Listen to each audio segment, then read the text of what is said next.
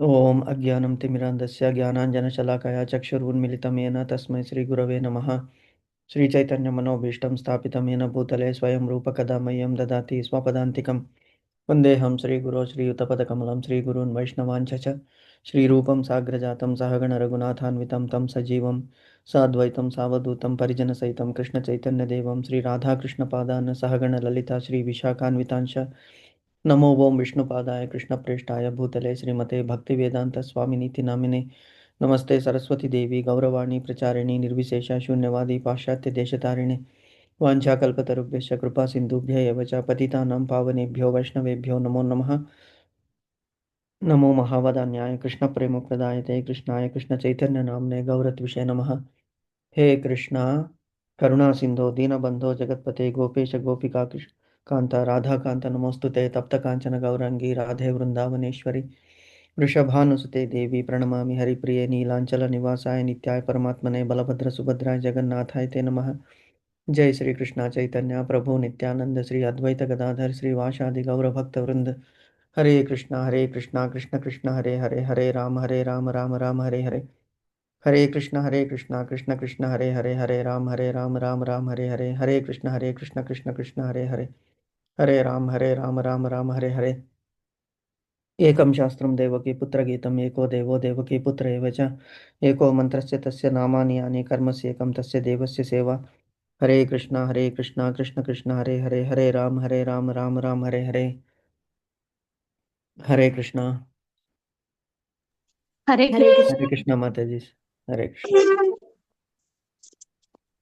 Okay, మనం 4th చాప్టర్లో Bhagavad Gita 4th chapter 12th శ్లోకంలో ఉన్నాం. సగం వరకు చదివాము నిన్న.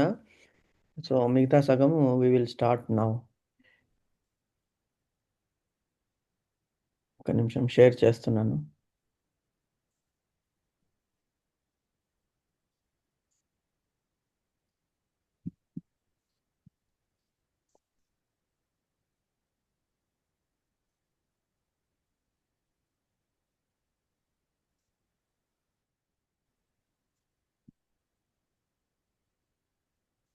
ఒక్క నిమిషం మాతాజీ.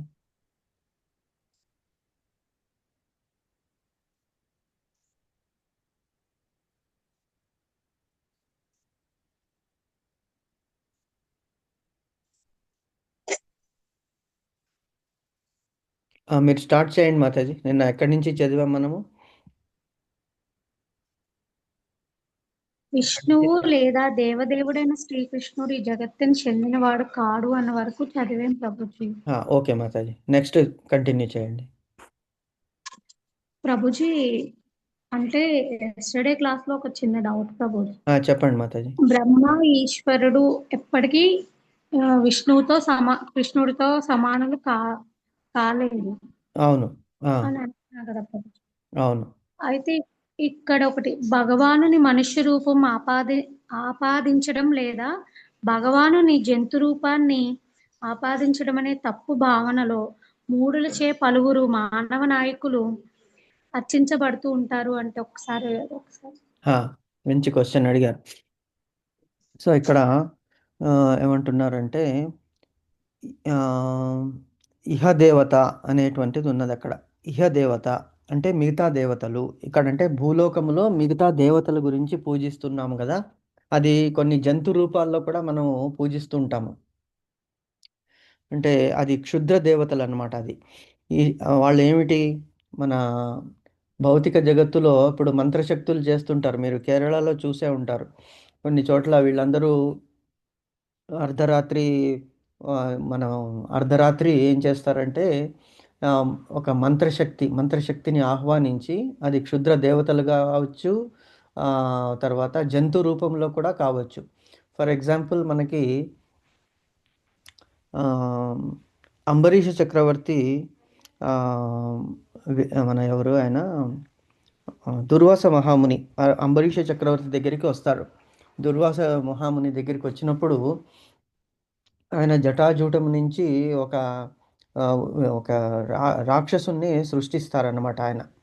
సో ఆయన సృష్టించి అంబరీష చక్రవర్తి మీదకి వదులుతాడు. ఎందుకంటే అంబరీష చక్రవర్తి తన ఏకాదశి ఉపవాసం తర్వాత ద్వాదశి నాడు వీళ్ళెవరు దుర్వాస మహాముని 10,000 మంది శిష్యులతో వచ్చి నేను ఇప్పుడే వస్తాను, నదీ స్నానం ఆచరించి సంధ్యా వార్చి వస్తానని చెప్పేసి వెళ్తాడనమాట. ఎంతసేపటికి ఆయన రాడు. ఇలాగా ఒక సంవత్సరం గడిచిపోతుంది.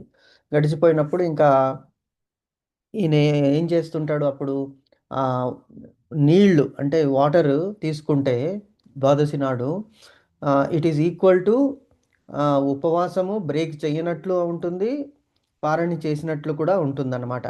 సో, అలాగా పండితులు, బ్రాహ్మణులు ఆయనకి ఆదేశించినప్పుడు ఆయన తీసుకుంటాడు. ఎందుకంటే ఏకాదశి వ్రతము ఎంత ఇంపార్టెంటో, పారని అంటే ద్వాదశి నాడు కరెక్ట్ టైంకి మనము ఆ ఫాస్ట్‌ని బ్రేక్ చేయడం కూడా దాన్ని పారని అంటారు. అది కూడా చాలా ఇంపార్టెంట్. సో, అందుకని నీళ్లు తీసుకున్నప్పుడు వచ్చేస్తాడాయన. దుర్వాస మహాముని వచ్చి, "ఎలాగా నన్ను అతిథిగా ఆహ్వానించి నువ్వు నన్ను వెయిట్ చేయకుండా, నాకు వడ్డించకుండా నువ్వు ఆల్రెడీ పారని చేశావంటే ఫాస్ట్ బ్రేక్ చేశావు కాబట్టి నీకు శిక్షిస్తానని" చెప్పి తన జటాజూటం నుంచి ఒక రాక్షసుడిని సృష్టిస్తాడనమాట. భూతాన్ని సృష్టిస్తాడు. సో, ఆ భూతం అనేటువంటిది ఒక జంతువు అనమాట. సో, అలాగా ఆ జంతువుల్ని కూడా మనం ఒక్కొక్కసారి వీళ్ళు సృష్టించినప్పుడు ఏమవుతుందంటే అది ఆహ్, అతని మీదికి వెళ్తుంది. ఎవరు? అంబరీష చక్రవర్తి మీదికి వెళ్తుంది. కానీ అక్కడ సుదర్శన చక్ర రూపంలో భగవంతుడున్నాడు. ఆ భూతాన్ని, ఆ చక్రం వెంబడించి, ఆ భూతాన్ని సంహరించి తర్వాత దుర్వాస మహాముని వెంట పడుతుందనమాట. సో, ఇది మనకి ఇంతకుముందు కూడా డిస్కస్ చేశాము. అప్పుడు అందరినీ శరణు వేడినప్పటికీ కూడా భగవంతుడు ఏమంటాడంటే, "అహం భక్త వత్సలః", నేను నా భక్తునికి ఆధీనంలో ఉన్నాను కాబట్టి, "అహం భక్త పరాధీనః" అంటాడు. భక్తుని యొక్క ఆధీనంలో ఉన్నానయ్యా నేను. కాబట్టి వెళ్ళి ఆయన్నే వేడుకో అంటే, అప్పుడు అంబరీష చక్రవర్తి దగ్గరికి వచ్చి ఆయన వేడుకుంటే, అంబరీష చక్రవర్తి సుదర్శన చక్రాన్ని ప్రార్థిస్తాడు. అప్పుడు అది శాంతించి దాన్ని ఆహ్, దుర్వాస మహాముని వెంటబడడము మానుకుంటుందనమాట. సో, ఇక్కడ మనకి అంటే ఇప్పుడు ఎంతోమంది మనం చూస్తున్నాము.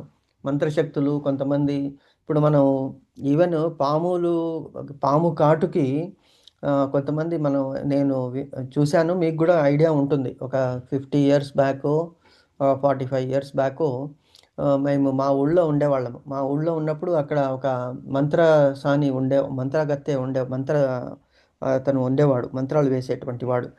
సో, పాము కాటు కానీ, చేళ్ళు గానీ ఇట్లా కరిచినప్పుడు తేళ్ళు, ఆయనకి మంత్రం అది పాయిజన్ పైకి ఎక్కిపోతుంటుందనమాట.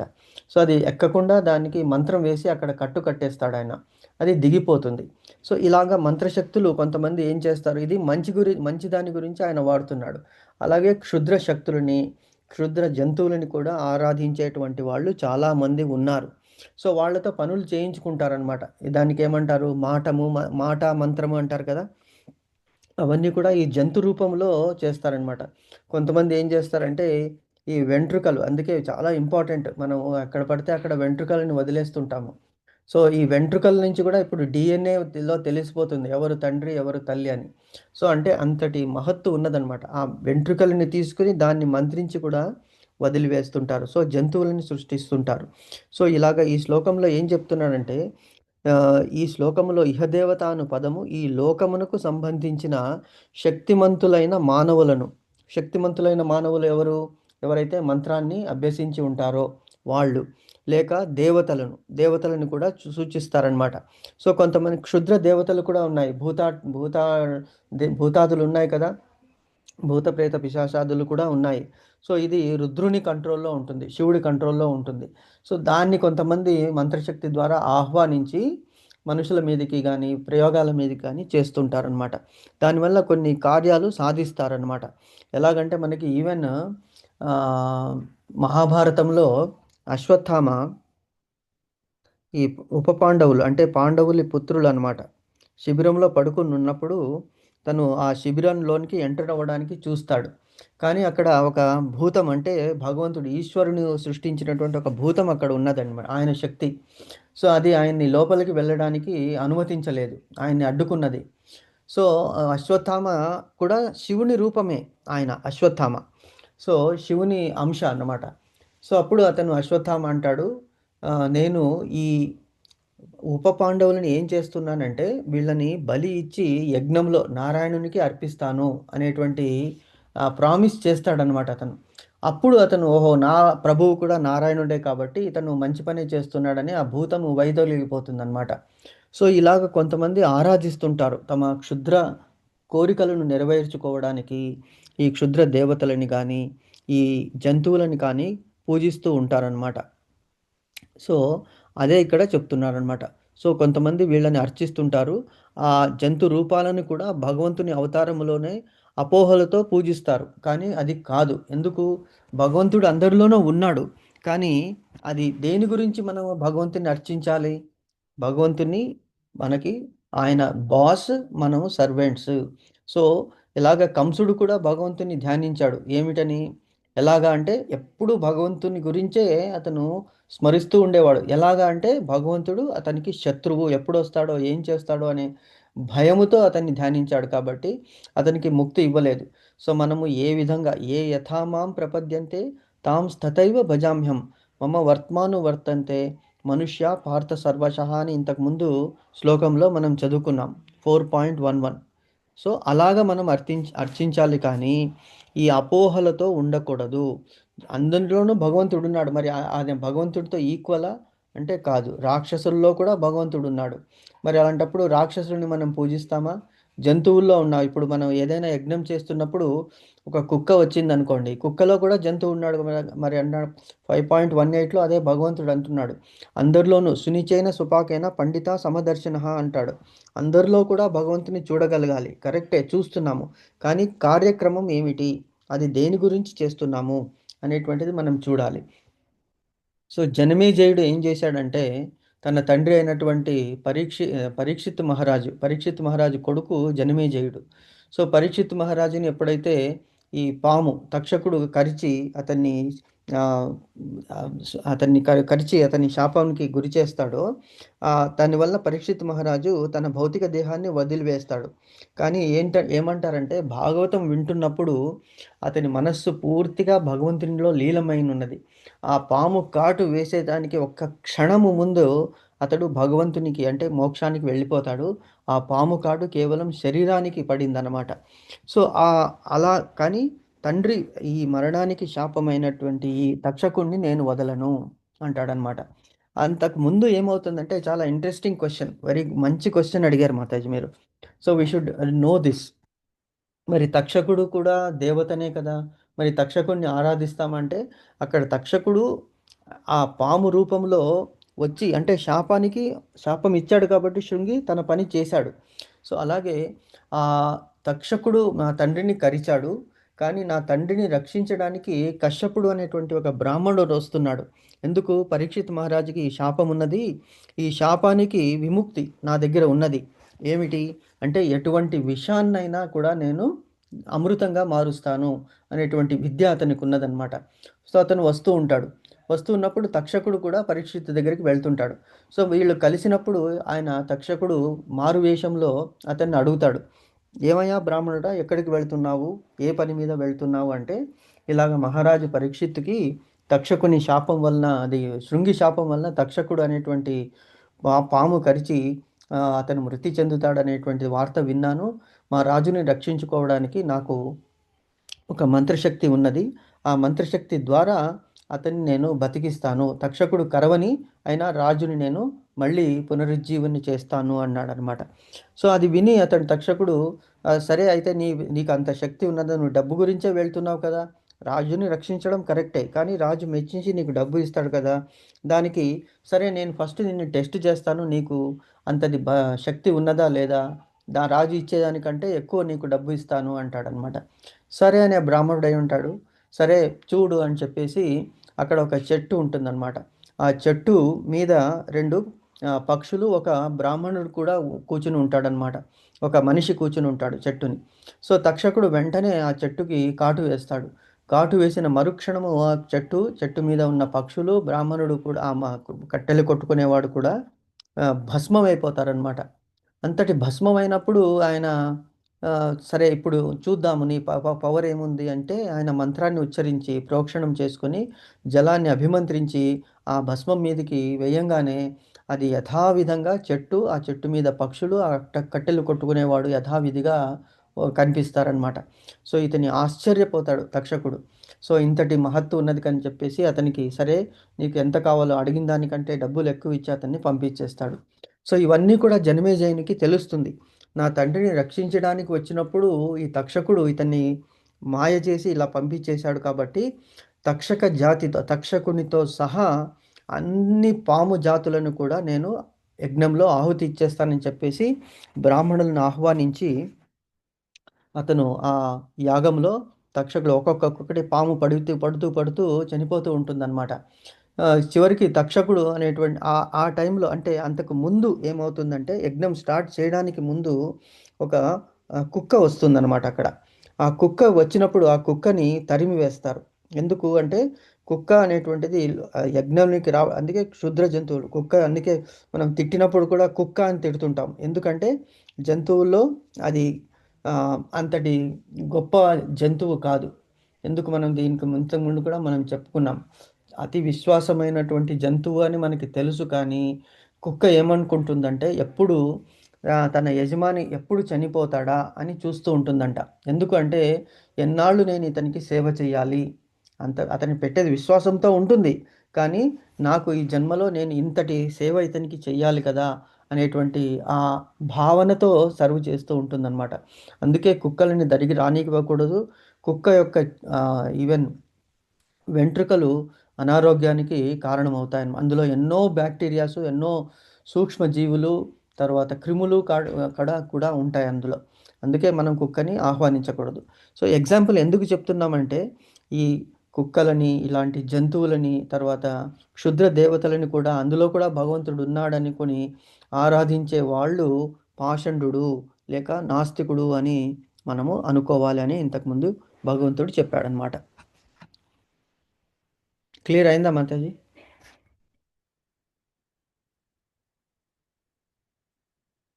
అపోహలతో పూజిస్తుండు చూడండి, అది important. Prabhuji. Haribol. Thank you Mataji. అపోహ అంటే ఏమిటి? అది ఒక మిథ్యా జ్ఞానము. అపోహ అంటే they are confused. That is they are misconception. ఏమంటారు తెలుగులో దానికి? అజ్ఞానము.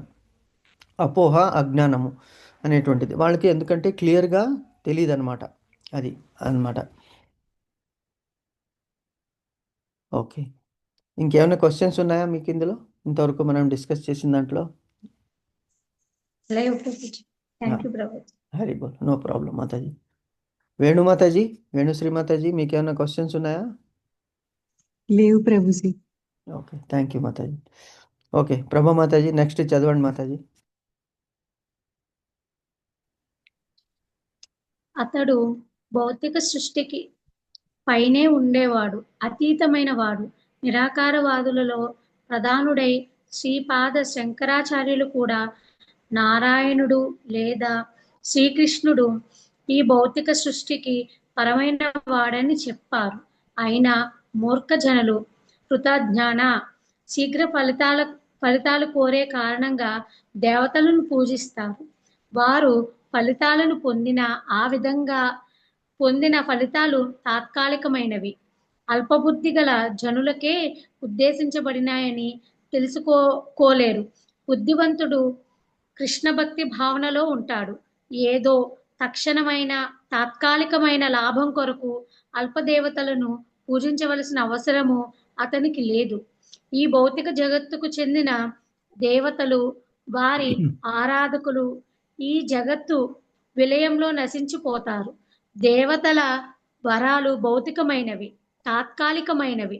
భౌతిక జగత్తులు దేవతలు వారి ఆరాధకులతో పాటుగా అందులో ఉండే జనులు విశ్వసముద్రంలో బుడగలగల వంటి వారు.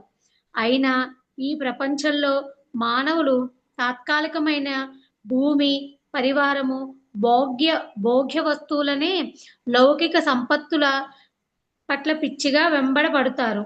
అటువంటి తాత్కాలికమైన విషయాలను పొందడానికి జనులు దేవతలను లేదా మానవ సంఘంలోని శక్తిమంతులైన మానవులను పూజిస్తారు.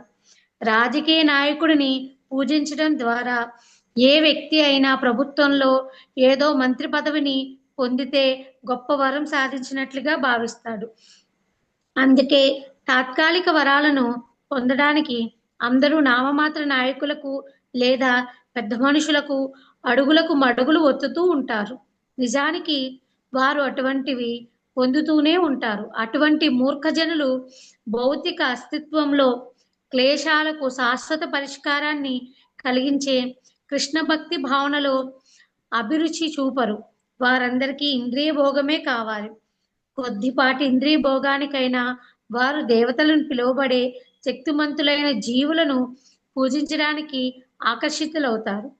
జనులు చాలా అరుదుగా కృష్ణ భక్తి భావన పట్ల ఆకర్షులవుతారని ఈ శ్లోకము సూచిస్తున్నది. వారు దాదాపుగా భౌతిక భోగము పట్లనే అభిరుచి కలిగి ఉంటారు. అందుకే వారు ఎవరో శక్తివంతుడైన జీవుని పూజిస్తారు. హరే కృష్ణ ప్రభుజీ. Hare Krishna Mataji, thank you. ఈ శ్లోకం చాలా ఇంపార్టెంట్ శ్లోకం. భగవంతుడు చెప్తున్నాడు అంటే తన ప్రియమైనటువంటి సఖుడు అర్జునునికి చెప్పి అర్జునుని ద్వారా మనకి చెప్తున్నాడు అనమాట. ఎందుకు అంటే శ్రేష్ఠ జనులు ఎవరుంటారు వాళ్ళు ఇది ఫాలో అవుతారు. ఏమిటి ఎత్ర ఏమిటి యద్యద్ ఆచరతి శ్రేష్ఠ తత్తదేవే తరోజన సా యత్ ప్రమాణం కురుతే లోకస్తద్ అనువర్తతే అనేటువంటిది ఒక శ్లోకం ఉన్నది 5th చాప్టర్లో, భగవద్గీతలో 5th చాప్టర్లో వస్తుంది ఆ శ్లోకం. భగవంతుడు చెప్తున్నాడు యద్యద్ ఆచరతి శ్రేష్ఠ, శ్రేష్ఠులైనటువంటి వాళ్ళు ఏది ఆచరిస్తారు అంటే వాళ్ళు చాలా కష్టం మీద ఒక గోల్, ఒక డైరెక్షన్ కానీ ఒక ధ్యేయము కానీ కలిగి ఉంటారనమాట. సో వాళ్ళు ఇవన్నీ చూస్తుంటారు. కానీ అంటే 1%, అందుకే అన్నాడు బహూనాం జన్మనామంతే జ్ఞానావాన్మా ప్రపద్యతే వాసుదేవం సర్వం ఇది సా మహాత్మా సుదుర్లభ అనేటువంటి శ్లోకం ఉన్నది. బహూనాం జన్మనామంతే, ఎన్నో జన్మల తర్వాత బహూనాం జన్మనామంతే జ్ఞానావాన్మా ప్రపద్యతే, ఎన్నో జన్మల తర్వాత నిజమైన జ్ఞానం అనేటువంటిది మానవులకి దొరుకుతుంది. జ్ఞానావాన్మా ప్రపద్యతే, అప్పుడు ఆ జ్ఞానం దొరికినప్పుడే నన్ను కొలుస్తారు, నన్ను సేవిస్తారు. ఇప్పుడు మనం చూస్తున్నాము. ఇప్పుడు చూడండి మన గ్రూపులో ఎంతమంది ఉన్నాము, ఒక 13 మెంబర్స్ ఉన్నాము. సో రెగ్యులర్గా మనకి రావాలనుకున్నా ఒక్కొక్కసారి కుదరదు. ఒక్కొక్కసారి ఎందుకు ఏదో పని వచ్చేస్తుంది, ఏదో ఆటంకం వస్తుంది. అయినప్పటికీ మనము ప్రయత్నం మీద తప్పకుండా ఇది వినాలి, మనం రోజు ఇందులో పార్టిసిపేట్ చేయాలనేటువంటి దృఢ నిశ్చయంతో వస్తున్నాము.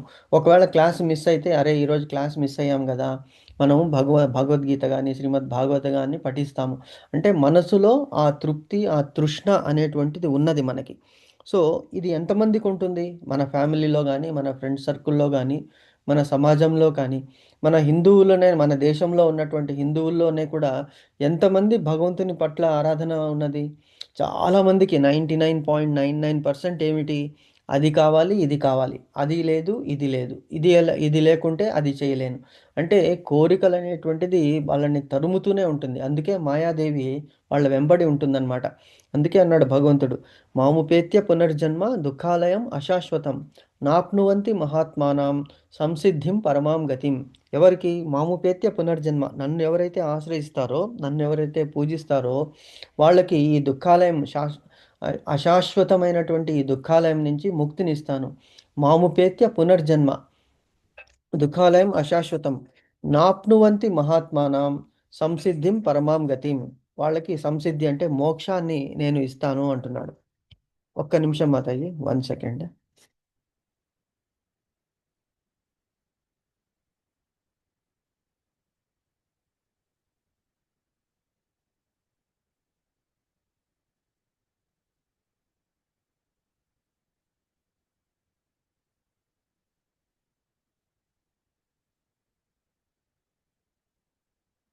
Okay, sorry Mataji. సో దుఃఖాలేమో ఇది అశాశ్వతమని తెలుసుకోకుండా కొంతమంది ప్రాకులాడుతూనే ఉంటారు. ఎందుకు మనకి తెలీదు. అంటే జన్మ మృత్యు జరావ్యాధి అనేటువంటిది తప్పదు. ఎప్పుడు ఎన్నాళ్ళు ఉంటామో ఎలాగుంటామో మనకి తెలీదు. కాబట్టి ఇన్ని మనం సమకూర్చినా కూడా చివరికి అలెగ్జాండర్ చెప్పినట్టు అతడు చనిపోయేటప్పుడు అతను విశ్వ విజేత కావాలని కోరుకున్నాడు. చివరికి ఏమైంది, అతను యంగ్ ఏజ్ 33-35 ఇయర్స్ లోపే అతను చనిపోయాడు. అప్పుడు ఏం చేశాడు, అతను చెప్పాడనమాట, నన్ను భూమిలో పాతి పెట్టేటప్పుడు నా 2 చేతులు మట్టుకు పైన పెట్టి పాతి పెట్టండి. అంటే అందరికీ తెలియాలి ఏమిటంటే, ఒట్టి చేతులతో వచ్చాను, ఒట్టి చేతులతోనే వెళ్ళిపోతున్నాను. ఈ రావడము పోవడం అనేటువంటి మధ్యలో నేను ఇంత స్ట్రగుల్ పడి ఇంతమందిని హింసించి ఇన్ని రాజ్యాలను జయించిన నాకు తృప్తి అనేటువంటిది లేదు, సంతృప్తి పొందలేదు. అందరూ ఇది తెలుసుకోవాలి అన్నాడు. అందుకే మనం ఎప్పుడు what we should aim for is, మనం పరమ సత్యమైనటువంటి పరమ గోల్, లైఫ్ యొక్క గోల్ గురించి, అదే గోలోక ధామం గురించి మనం చింతించాలి. అంతేకాని చాలామంది ఏం చేస్తున్నారు, ఈ క్షుద్ర దేవతలను కానీ క్షుద్ర జంతువులని కానీ తమ కోరికలు తీర్చుకోవడానికి అంటే ఇక్కడ ఏమని చెప్తున్నాడు, మానవులు, భూమి, చక్కటి పరివారము, భోగభాగ్యాలు అన్నీ భగవంతుడు మనకి ఏది మనకి ఇవ్వాలో, ఏది వీ డిజర్వ్, ఏమిటి అదే అంటారు. ఇందులో ఒక సేయింగ్ ఉన్నది ఏమిటంటే, సమయ సే పెహలే కిస్మత్ సే జ్యాదా కిసీకో కుచ్ భీ నహీ మిలేగా. సమయ సే పెహలే అంటే టైంకి ముందు, తర్వాత కిస్మత్ సే జ్యాదా, కిస్మత్ అంటే ఏమిటి, విధి అంటే లక్ ఆర్ అదృష్టము ఆర్ వాట్ ఎవర్. సో భగవంతుడు ఎలాగ విధి రాసి ఉంటాడో దాని ప్రకారమే అందరికీ ఆ టైంలో అన్నీ దొరుకుతాయి. సుఖము కానీ దుఃఖము కానీ మన చేతిలో లేదు. ఎందుకంటే ఈవెన్ శంకరాచార్యులు అన్నాడు, అదే ఇక్కడ చెప్తున్నారు కదా, శంకరాచార్యులు ఏం చెప్పాడు, ఏమిటి ఆయన నారాయణ స్తోత్రం అనేటువంటి స్తోత్రాన్ని రచించాడు శంకరాచార్యులు. యాజ్ ఇట్ ఈజ్ యాక్చువల్గా మాయావాది వాళ్ళకి సిద్ధాంతంలో అంటే భగవంతునికి ఆకారం లేదని చెప్పినప్పటికీ కూడా శ్రీకృష్ణుడు పరమ భగవంతుడు, పరమాత్ముడు అని అంగీకరించాడనమాట ఆయన. సో ఆయన చెప్పాడనమాట, పునరపి జననం పునరపి మరణం బహురే జఠరపి శయనం అనేటువంటిది చెప్పాడనమాట. అంటే మానవులు ఈ కోరికలు కోరికలు తీరకుండా మరణించారనుకోండి, మళ్ళీ నెక్స్ట్ జన్మలో ఆ కోరిక తీర్చుకోవడానికి పుట్టాలన్నమాట. అందుకే ఒక ఒక ఇంట్రెస్టింగ్ స్టోరీ కూడా ఉన్నది. ఒక తండ్రి తను చనిపోయేటప్పుడు కొడుక్కి చెప్తాడు, అరే నాకు నెక్స్ట్ జన్మలో నేను ఏం పుడతానని, ఎలాగ పుడతానని నాకు తెలిసిపోయింది, నేను నెక్స్ట్ జన్మలో ఒక పందిలాగా పుడతాను, కాబట్టి నువ్వు నాకు ఏమిటి శ్రాద్ధం చేసేటప్పుడు నేను నీకు కనిపిస్తాను, వెంటనే నువ్వు ఆ గన్ను తీసుకుని నన్ను కాల్చి చంపేసేయి, ఎందుకంటే పంది జన్మ అన్ని జన్మల కంటే అతి నీచమైనది.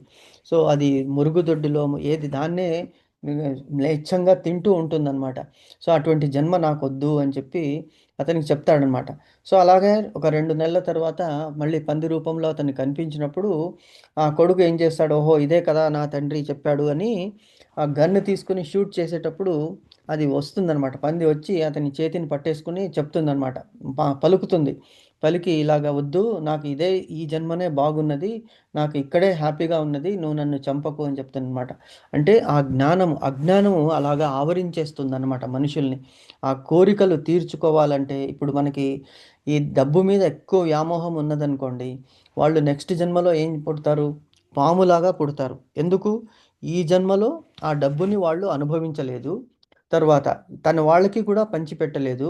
అలాగే ఆ డబ్బు ఒక వ్యామోహంతో నెక్స్ట్ జన్మలో ఒక సంపదని కాపాడేటువంటి పాములాగా ఉంటాడనమాట అతను. ఎందుకంటే ఆ పాము ఏంటి, ఆ సంపదని తను వాడుకోలేదు, ఎవరు వాడుకోవాలన్నా వాళ్ళని దగ్గరికి రానివ్వదనమాట. అలాగే డబ్బులు దాచిపెట్టి లోపల బీరువాల్లో లాకర్స్లో మనం పెట్టేస్తున్నప్పుడు ఏమవుతారంటే ఈ తేళ్ళు పాములు లాగా పుడతారనేటువంటిది శాస్త్రంలో చెప్పబడింది అనమాట. అందుకే we should not desire for too much, minimum requirements, కానీ టూ మచ్ అందులో ఏమవుతుంది, బంగారం కానీ ధనము కానీ ఎక్కువ మనం సంపాదిస్తే అది కలి ప్రవేశం అవుతుందన్నమాట అక్కడ. సో మనము వీలైనంత వరకు మనము 5 పార్ట్స్గా చేసుకోవాలి మన సంపాదనని. 20% మట్టుకే మన గురించి, మన సేవింగ్స్ 20%, ఇన్వెస్ట్మెంట్ 20%. సేవింగ్స్ ఎందుకు 20% అంటే మన జీవన నిర్వహణ కొరకు. ఇంకొక 20% మనము investment, so that it will help us to grow.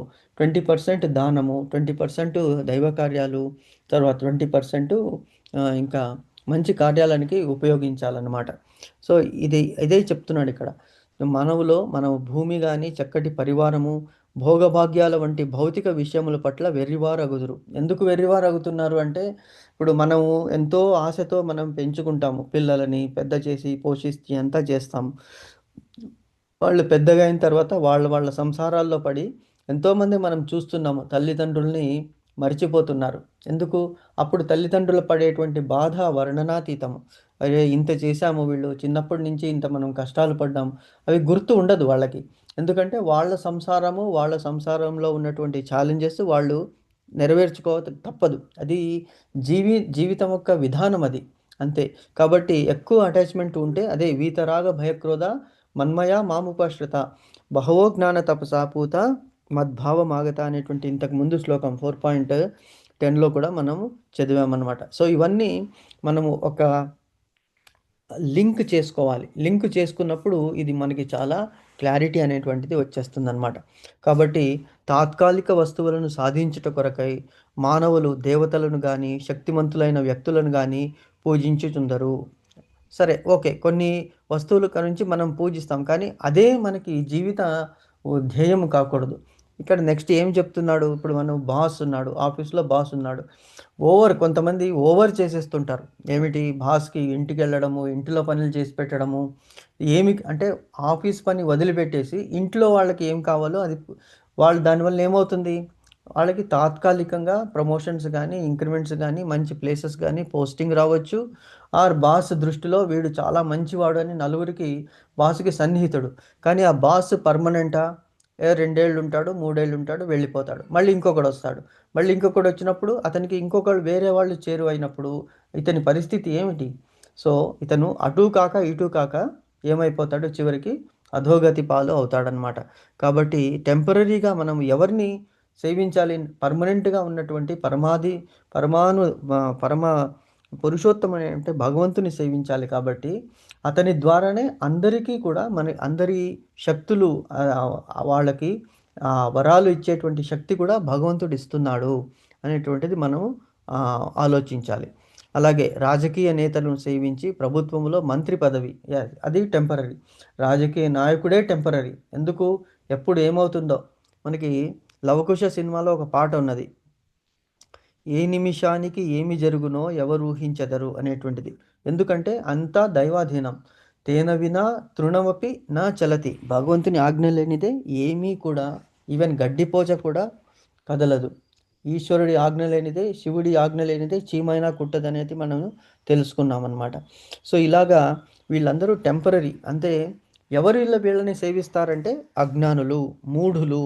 వీళ్ళు కేవలము భౌతిక జగత్తులో భౌతిక విషయ వాంఛలను, తమ కోరికలను తీర్చుకోవడానికి ఏ స్టేజ్కైనా వాళ్ళు దిగజారడానికి వెనకాడరు.